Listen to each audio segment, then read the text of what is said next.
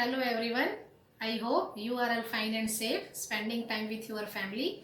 We need not to be afraid of this current situation, but we have to be aware and understand the present situation. हमें वर्तमान global epidemic के समय में हमें डरना नहीं है, हमें सावधानी बरतना है, समझकर चलना है। वर्तमान परिस्थिति में हम कैसे खुश रह पाएँ, हमारा इम्यूनिटी पावर बढ़ाने के लिए, हमारा फिजिकली हेल्दी रहने के लिए, हमारा मेंटली खुश रहना भी ज़रूरी है ना। तो जिस तरह से शरीर के हेल्थ के लिए बैलेंस डाइट, मेडिटेशन, योग ज़रूरी है, उसी तरह हमारे मेंटली हेल्दी होने के लिए हमारे अंदर में राइट अंडरस्टैंडिंग का होना बहुत ज़रूरी है ना। तो अगर हम अपने रूटीन में अगर ये महसूस कर रहे हैं कि हम स्ट्रेस, डिप्रेशन या फियर या महसूस कर रहे हैं, या होपलेस हैं, या ओवर थिंकिंग है, तो इसका मतलब कहीं ना कहीं हम इमोशनली अपने अंदर में ठीक नहीं है, जिससे कि हमारे बिहेवियर में भी चेंजेस आ सकता है ना। तो हमें ये पता करना है कि हमारे अंदर में ये निगेटिव थॉट कहाँ से आता है, इमोशंस कहाँ से आता है जो हमारे अंदर में निगेटिव फीलिंग देता है ना।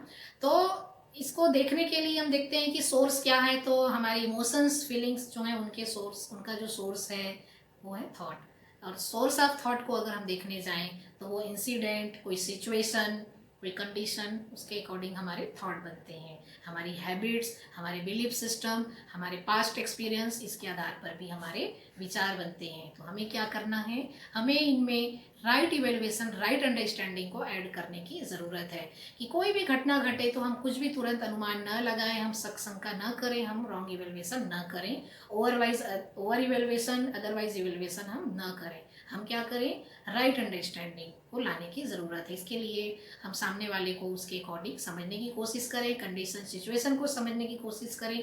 इसके लिए पेशेंस की ज़रूरत है, बात करने की ज़रूरत है, खुद से बात या सामने वाले से बात करें। तुरंत रिएक्ट करने की ज़रूरत नहीं है।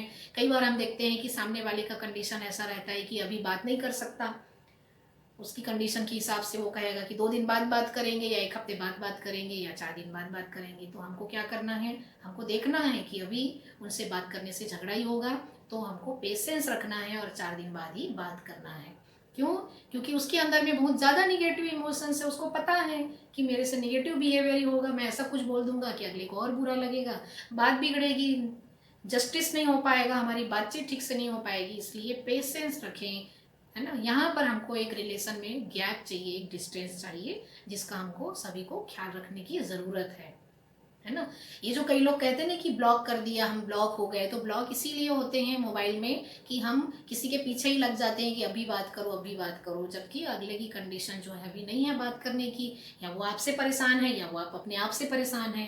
तो हमको पेशेंस की ज़रूरत है, यहाँ पर समझने की ज़रूरत है, ना कि पीछे लगने की ज़रूरत है। तो अंडरस्टैंडिंग, कोई भी प्रॉब्लम है उसका सॉल्यूशन तो अंडरस्टैंडिंग है ना। उसके अलावा हमको अपने थॉट प्रोसेस को चेक करते रहना है कि कितना ज़्यादा निगेटिव है, पॉजिटिव है। अगर पॉजिटिव है तो अच्छी बात है, निगेटिव है तो उसको ठीक करना है।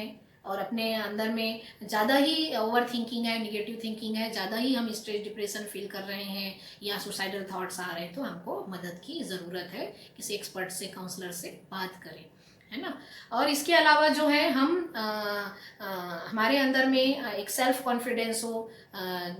कॉन्फिडेंस 2 तरह के होते हैं, एक एब्सोल्यूट सेल्फ कॉन्फिडेंस, एक रिलेटिव सेल्फ कॉन्फिडेंस, है ना। तो रिलेटिव सेल्फ कॉन्फिडेंस जो है वो बाहर के एक्सटर्नल इन्वायरमेंट पर डिपेंड रहता है, जिसमें सिचुएशन, अदर पीपल्स और कोई भी इंसिडेंट, उस पर हम डिपेंड रहते हैं। और इसमें हमारी स्किल भी हो सकती है, हमारे नेम फेम, मनी, या हमारा कोई पोजीशन, वो भी हो सकता है। उसके आधार पर मुझे अच्छा माना जा रहा है, तो उससे मेरे अंदर एक कॉन्फिडेंस आता है। हमारा एजुकेशन भी हो सकता है, हमारी डिग्री भी हो सकती है।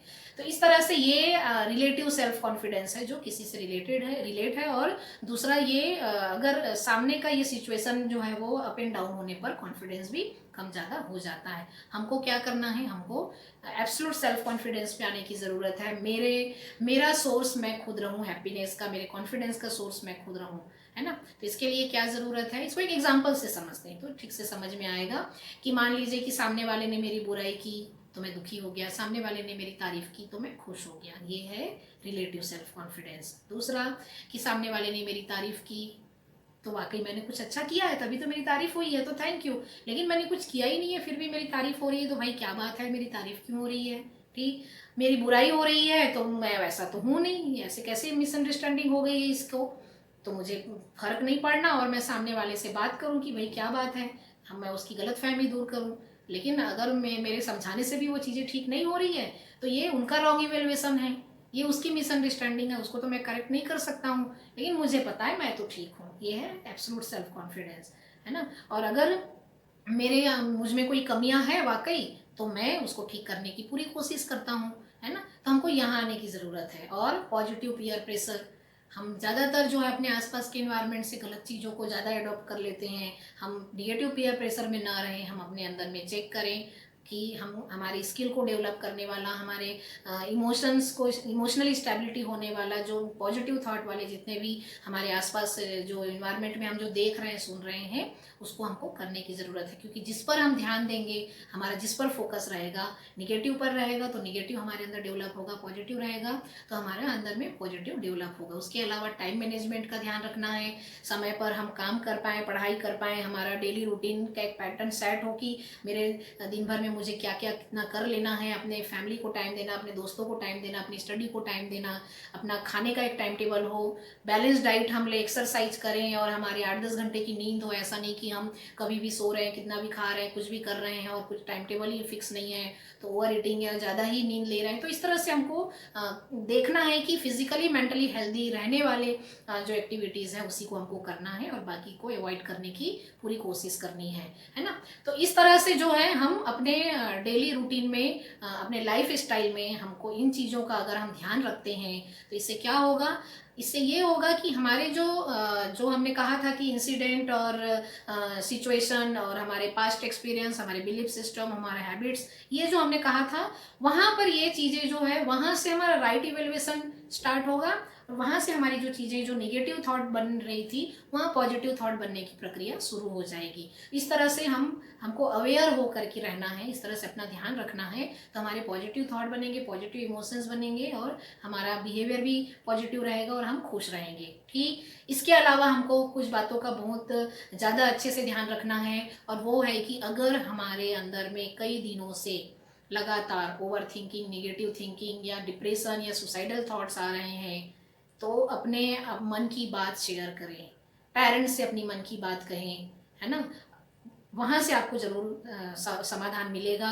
कई लोग ये कहते हैं मुझे कि हम अपने मन की सारी बात पेरेंट्स से नहीं कह सकते, वो हमको डांट देंगे या वो हमारे प्रति और स्ट्रिक्ट हो जाएंगे, इसलिए हम बता चुके हैं और ये इसलिए कह रहे हैं, और या फिर बताएंगे तो ये डर उनको लगता है। तब भी मेरा कहना है कि हम अपने पेरेंट्स से बात ज़रूर करें, उनको ये कहें कि हमारे पर्सनल इश्यूज़ होने पर, कुछ प्रॉब्लम्स होने पर हम आपसे नहीं कहेंगे तो किससे कहेंगे, हम फिर कहीं भी प्रॉब्लम में फंस सकते हैं और हम डर जाते हैं कि हम घर में कैसे कहें। तो एक बोलने की आदत हो हमारे अंदर में, है ना? तो हम अपने मन की बात ना अगर अपने दोस्तों को या अपने पेरेंट्स को बोल देंगे, डिस्कस करते रहेंगे। कई बार क्या होता है कि हम बात करते हैं, डिस्कस करते हैं ना, तो उससे भी हमको एक रास्ता मिलता है।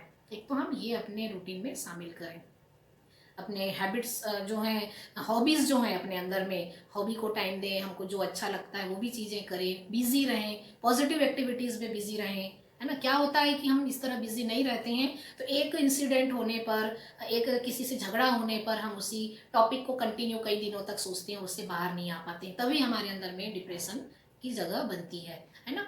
तो हमको क्या करना है, हमको अपनी हेल्प करनी है। तो हेल्प कैसे होगी? खुद ही खुद का हेल्प करें, सॉल्यूशन नहीं मिला, पेरेंट्स से हेल्प लें, सॉल्यूशन नहीं मिला, है ना? तो उस कंडीशन में फिर आप किसी एक्सपर्ट से मिलें, काउंसलर, साइकेट्रिक से बात करें, आप मुझसे बात करें। आप किसी भी तरह का अगर इमोशनल इश्यूज़ हैं, मेंटल इश्यूज़ हैं, जिससे कि आप बाहर नहीं आ पा रहे हैं अपने आप से, या पेरेंट्स से कहने में झिझक या डर महसूस हो रहा है, तो आप मुझसे कभी भी बात कर सकते हैं, फ़ोन में मैसेज से, या आप मुझे ईमेल करें। आपके समस्या का समाधान आपको मिलेगा ही, आपके सवालों का जवाब आपको मिलेगा ही, ये मैं आपको विश्वास दिलाती हूँ। तो वर्तमान परिस्थिति में अपना ख्याल रखें, परिवार का ख्याल रखें, stay home, stay safe, stay healthy.